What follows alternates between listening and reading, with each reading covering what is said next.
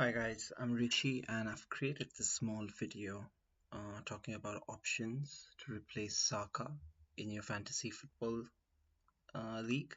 So yeah, here we go. I'll just quickly explain the graph that I've created for you. So this is basically the top scoring FPL Fantasy Premier League midfielders. So these are the top 11 from Salah to Rogers.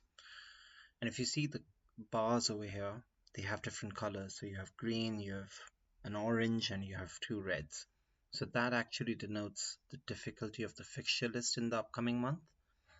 So yeah, now you know what that all means. I'll kind of quickly go, towards the options. I've divided them into three categories. The first one is a no-brainer option. Uh, just switch out Saka for Salah or Palmer. Can't really go wrong. They've been performing really well. It's a toss-up. I would select Salah, but I mean it's budgets and everything. You got to think about a whole lot of things. So Salah or Palmer, yeah, either one, go for it, and don't worry too much. It's a long-term change, and you're not even too worried about when Saka comes back from his injury. So yeah, that's the first option. The second option, what I've done is the two remaining categories. I've divided them in budgets, so above 7 million and below 7 million. In the above 7 million range, I've kind of ranked these as, the first one is Madison, Tottenham. Very nice run of fixtures now, and you always expect him to score goals, and most of the times you expect Madison to chip in either with a goal or an assist. So yeah, that's why I think Madison is, number one in that particular category.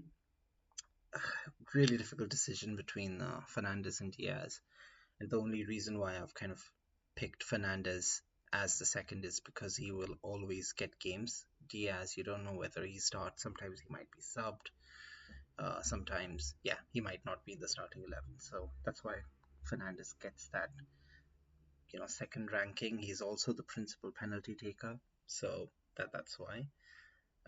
Luis Diaz is also going to be a great option. Liverpool has again supposedly an easy run of fixtures, uh, especially if your team has other Liverpool players who are going to be, for example, it's Nunez or it's Jota. You know, if you have those guys, go for Diaz because no matter what, you're going to score. Uh, yeah, that's my thought process around it. But I would actually just go for Madison, spread out the risk. So yeah, so that's over 7 million. Below 7 million, that's when you kind of making a decision to say that I'm switching out Saka, freeing out some funds, buying a slightly cheaper midfielder, and maybe concentrating on improving my forward line or defense, or maybe just picking up one of Salah or Palmer and uh, trying to get a cheaper midfielder. In that sense, I think Iwobi is going to make a lot of sense for them.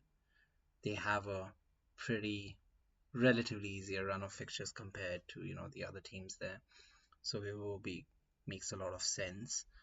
Uh, Rogers too from Aston Villa, they also have a pretty nice run of fixtures, so that would make sense. Madueke as well, but if you're really looking for that bargain, I think Iwobi will make a lot of sense.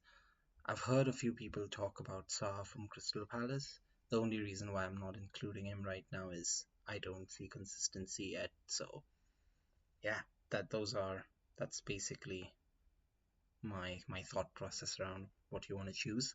I really feel bad to not recommend Mbuemo purely because Brentford has a pretty bad list of fixtures. So while he's performing so well, uh, probably not a risk worth taking right now. So yeah, so those are the options. All the best. Happy holidays, guys. Bye bye.